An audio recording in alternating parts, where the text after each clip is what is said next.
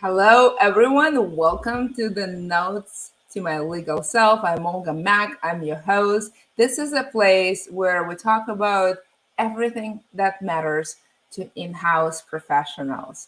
And it turns out that what matters to in house professionals is yes, substantive laws, and yes, career, and yes, a whole bunch of other stuff from personal to all kinds of other things. Why? Because in house professionals are humans first, and humans have diverse interests. And this is a space where we learn together, model different paths, and overall find ourselves in a patchwork of all kinds of possibilities. Today, I have a fantastic guest. I've known her for a very, very long time. She has a fascinating career and a very interesting view on life and a theory about what it means to be a generalist in house. Before we begin, I'm going to ask for two things. One, ask questions, participate, say hello. I find that people who are part of the conversation, who ask questions, get a whole lot more out of the conversation. And two, if you have a nomination from somebody who is an in house legal professional that can help us see the world differently, learn something new, or somehow be a better in-house practitioner, let me know. I would love to have that person join for conversation so we can learn together. Without further ado, Logan, welcome to the show. I'm so Thank glad I have you. a show. This way I can catch up with you. Yeah. It's been too long. Jeez. Welcome. Please introduce yourself. Thanks. Hi. Yeah, I'm Logan Maley. I am currently VP, Associate General Counsel at Procore Technologies. We're a construction technology company, and it's been a crazy ride. I've been there 6.5 years, so seen a lot of growth and change in that role. It's a very successful, very interesting technology, and you've been there from almost the beginning. Yeah. So you have seen all of it. How did you get to this opportunity? What was the scenic ride? What were you doing before? How did you Sure. get that job? Well, I think it's as always, it's a little luck and timing. It's tough to make your way in-house. I've a mixed background. I litigated at Skadden. I switched practice areas and changed firms, and so I got a little experience doing corporate transactional, from M&A, IPOs to really early stage startup founder issues and like venture financing. So great kind of mixed background to go into in-house. And then again, luck and timing. I made my way in house because the former CFO at the time, who was looking for a lawyer, wasn't 100% sure what they needed, happened to have worked with my husband eons ago, and they ran into each other at doggy daycare. So there you have it. I love that story. There's a lot of stories like that. So, just when you wonder where the opportunities could come from, they could come from, well, anywhere, Mhm. including your spouses and partners. That is such a cool story. Thank you for sharing. You have a very interesting theory about giving away Legos. Let's Yeah. talk about it. What is it? Yeah. So I read this article, gosh, maybe like a couple years ago. And Molly Graham, she's a tech exec, Google, Facebook, um, really storied, wonderful career for her. And she wrote this article that just totally grabbed me. And the basic premise is, as a tech company is scaling, as a company is scaling, there's a lot of Legos to build with. Everybody's got a ton of Legos. And then you get to a point where you kind of have too many Legos to handle. You hire people, but that means kind of giving away your job. And people's first instinct is to grab them back. They get anxious. They're like, well, if I give away my job, will there be a job for me? Um, they try and micromanage the way that the, tower is being built with the Legos. But Molly Graham's kind of philosophy, which really resonated with me, is really the best way to manage scaling is to kind of ignore your instincts to grab your Legos back and give those Legos away and then go find bigger and better Lego towers to build. And I just loved that. It's a kind of like leap of faith type approach to scaling, but it's resonated for me because I've seen the company scale from 400 employees to private US only to 3,500 global public companies. So I've given away my Legos a lot of times. So, practically speaking, what does it mean And like give some examples. Like when did you give Legos away, and what exactly did you give, and under what circumstances, and how comfortable you felt, and what was the anticipation after? Sorry, that was Totally. more than So one question, I think. yeah, no, it's okay. I think I can tackle it. So I'll give you the most recent and salient example. I took my second maternity leave at the company from about January, end of January of 2021 until about June of 2021. During that time, we finally IPO'd. So we went public in May, and there was already a lot of change there. We'd hired a bunch of leaders. I used to support employment and corporate and all of this other stuff, and we'd hired really wonderful and phenomenal subject matter experts, at the point in time we needed to scale those functions and go deep and really do the things that they do. And I was there what we weren't sure, my boss and I, what was left for me to go and tackle. Still plenty of work to do, but big substantive areas. And so I was anxious. I was on maternity leave. I'd given away most of my job to, other folks we'd hired. And then lo and behold, the company decides to start to pursue kind of these next moonshot businesses, right? Like for us, we're going into fintech and leveraging our position with construction, our data on construction to make some big bets in a fintech space. And so there you have it. Now that's what I'm supporting amongst other things as well. But yeah, there was a lot of anxiety and fear around it, but I had a great boss who was committed to finding me something to do and deploy my talents elsewhere. And then, like all high growth tech companies, we were looking for the next best thing, and I was ready there to take the business there. Oh, I love it. It's like, I want something new in construction. There, you have fintech. Yeah. This is so cool. So what is the generalist in say the context, this context, or some other context? Like, what does that actually mean to you? Yeah, and I don't think a generalist is necessarily the opposite of a specialist, right? Because they're, subject matter experts have, especially in-house, we're all a little bit of generalists, right? But really a generalist is a lawyer who doesn't specialize, who doesn't just work in one practice area, a Jane of all trades, somebody who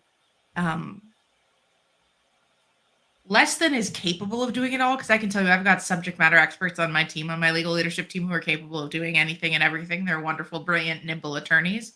It's less capable of doing everything and more wants to do everything. Kind of like the ADD lawyer. I love it. I love the negative definition. It is what it's not. So there you have it. It's a really good definition. It's like you know it when you see it thing. Yeah, it's like good enough to be in Black's Law Dictionary completely, absolutely. But no, it's really helpful. It is. That's what I mean. I didn't mean to put you on the spot, but it is a hard thing to define, and it is a little contextual. And then yes, there's you know when you see it. So let me give you another hard term, because defining generalist was not hard enough. How about, what do you mean by team of generalists? Yeah. Well, this is me now kind of advocating for my future job security and plans. But no, it's kind of the idea that there's always going to be the next tower of Legos for a high growth tech company that is hungry to innovate, right? Which is where I am. That's how Procore is. And so once a company is at scale, a legal team's ability to deploy a team of lawyers to support these new moonshot businesses quickly and easily, you kind of need someone on deck to do that. And so there you have it. You have your team of generalists. You have, at least a few people that you can put on those businesses quickly and nimbly until they grow, until they hit scale, until you determine what kind of specialists you might need to support them. So you see a trend, when company scales, there's a inverse relationship between scaling and specialization, right? The more you scale, I guess it's direct, the more you specialize. Why? Right? Why not have a scale company full of generalists? Yeah, we wouldn't be very good at it. I was pretty I like to describe myself as being a mile wide and an inch deep, prior to this. And once we get to a certain level, you really do need somebody who has deep expertise to support, for example, a global talent organization, the people HR needs, right? You need somebody who knows how to do that up, down, and throughout. And so the departments themselves scale to a point where they need a full-time kind of specialist to serve their needs. So that's why it happens.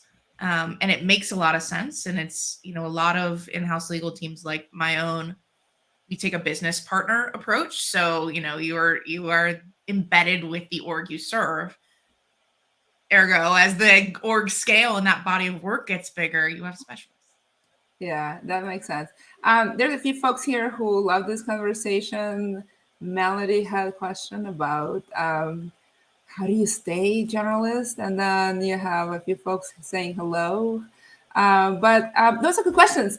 Thank you, folks, for asking questions. That is a really good question. I'm going to ask your question. So to encourage you to ask more questions, it makes sense to specialize. If you're general counsel and you're scaling, it makes sense to put people who know what they're doing in like really deep way to really make sure that the job is done well and all of that. However, as a lawyer who likes to stay generalist, because there's all kinds of reasons to be mile wide and inch deep, including personal choices and your own interest to learn more and be agile.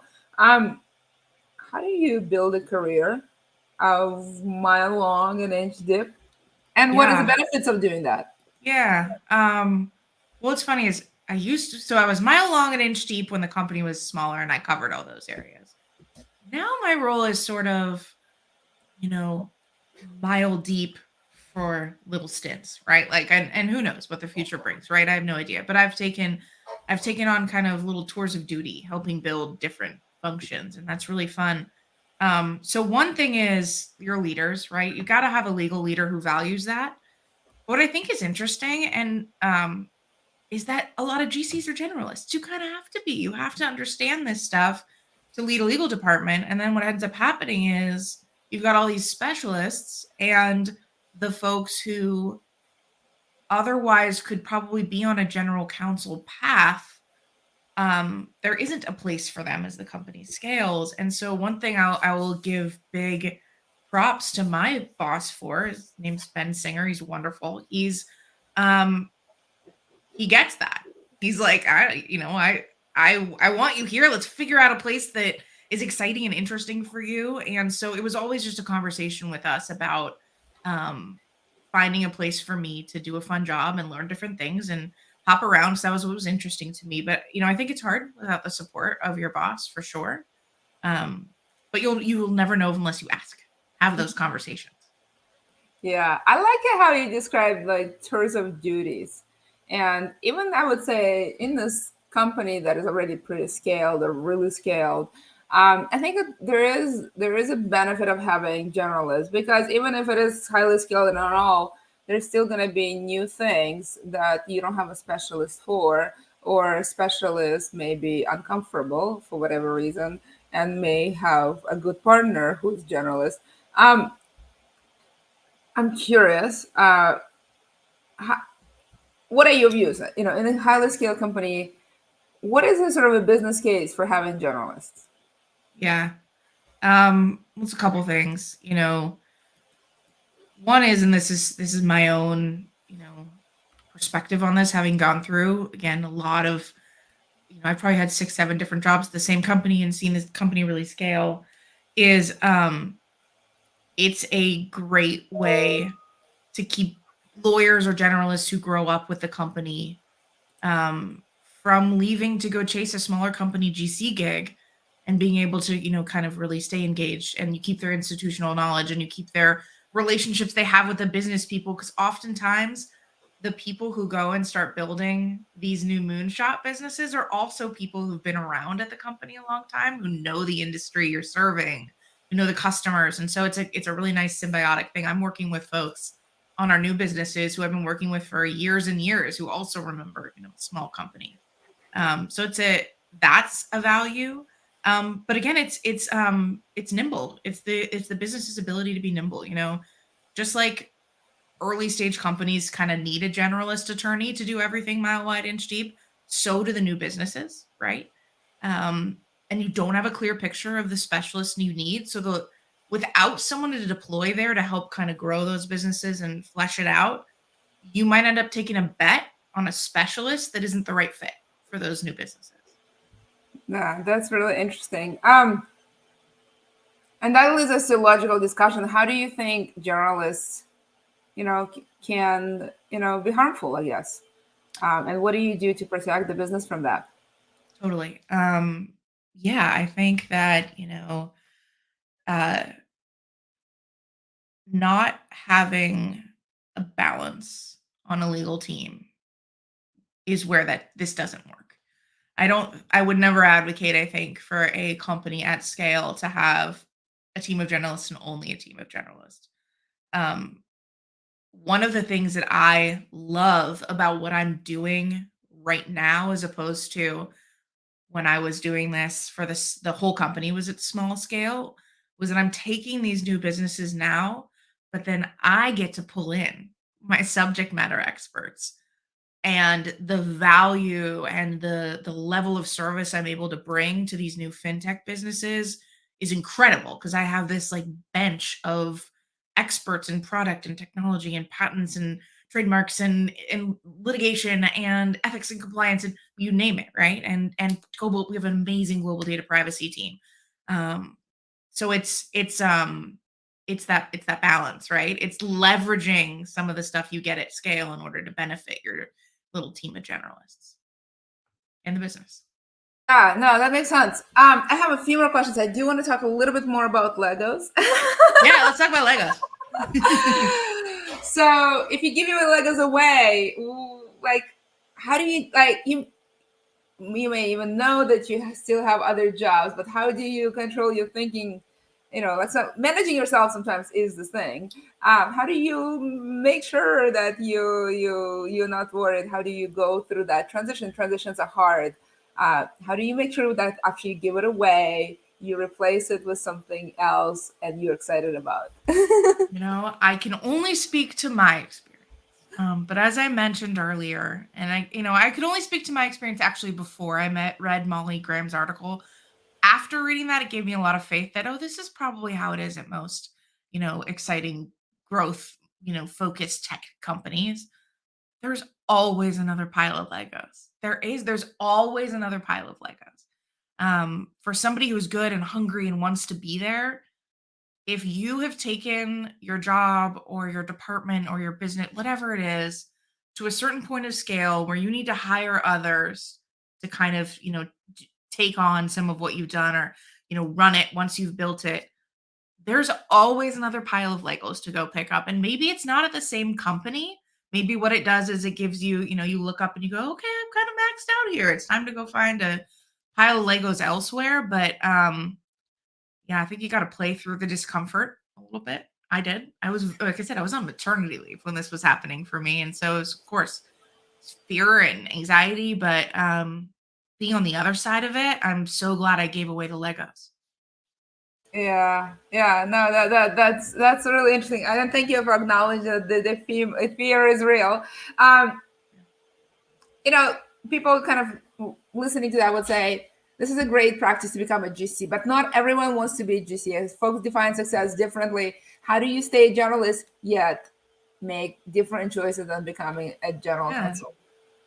Yeah, and look, I still feel like I'm on the journey. I'm still on the road, right? So I don't know where I'm going to end up and what I'm going to end up doing. You could talk to me in a few years and I could be a, diehard fintech specialist and loving when who knows? Die-hard specialist.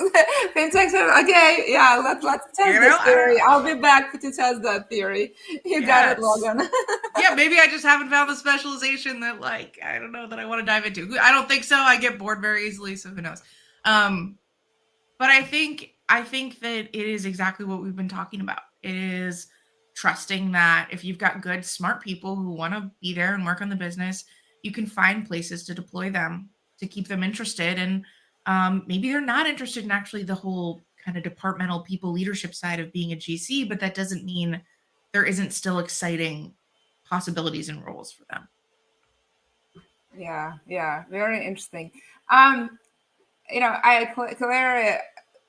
said a lot of great things. I'm going to just put it on the screen to thank her for that great observation. And I know people will benefit from it. She found your story very relatable, though she's been in many more companies and is through a longer career. So we know, Logan, you're not alone. There is a really great path for you there because other folks, this is a resonating story. I'm going to ask last question. And maybe that could be sort of part of your goodbye. How do you make sure you stay engaged? What has kept you engaged? What is one thing that people should take away from this conversation to be on the happy path of a generalist?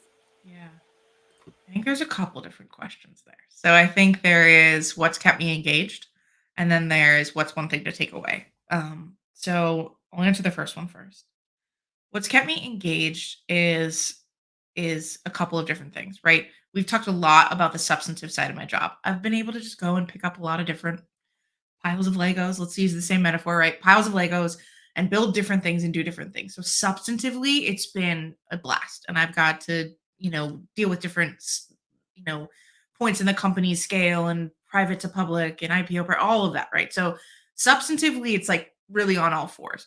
But at the end of the day, what's kept me engaged and kept me at the company is the people, the culture, the fact that I've been able to take 2 maternity leaves and do that gracefully and with understanding and vulnerability.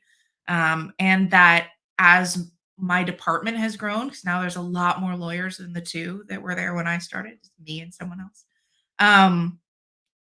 I like them as people. I love my colleagues.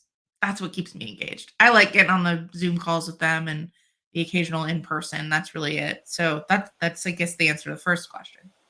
I mean, it really does help to like people you work with. It really does. Yeah. To me, that's table stakes, right? Like without that, I don't care what else the substantive stuff is happening. I'm going to be miserable. I gotta have fun. I like the people. I have to like the people I'm working with. So the other is what to take away, and that's just sort of, I don't know. I think lawyers and in-house lawyers tend to sometimes feel limited in their ability to be creative, and don't be creative, be part of the business, embed, ask your sit down with your legal leader and talk about ways in which you can forge a path that isn't what you think of as the standard way to go. And chances are that will benefit really you, of course, because you'll stay engaged in like your job, but also the company. So I think, yeah, just don't accept that there's only sort of one clear path for you as a lawyer. Yeah. Well, thank you so much. I've thoroughly enjoyed this conversation. This was very enlightening. It is a very unusual and very valuable conversation. I am sure folks who listen and will continue listening to it have found it very insightful and will continue finding it insightful. So thank you so much. Thank you for being here. Listeners, thank you for being active. Thank you for sharing advice, for asking questions. I love seeing that because I know you got a lot out of this conversation. That was a really special conversation. And I personally got a lot out of it. And it really got me thinking what it means to be a generalist, what it means to stay a generalist, and what career paths you have as generalist. Thank you so much, everyone, for joining. As always, if you know someone like Logan, who is in-house legal professional, who's doing wonderful things, had interesting experiences, has lessons to share, tell me who those people are. I would love to have them join on the show and make sure that we can all learn from them. With that in mind, thank you so much and have a great day. Bye, everyone.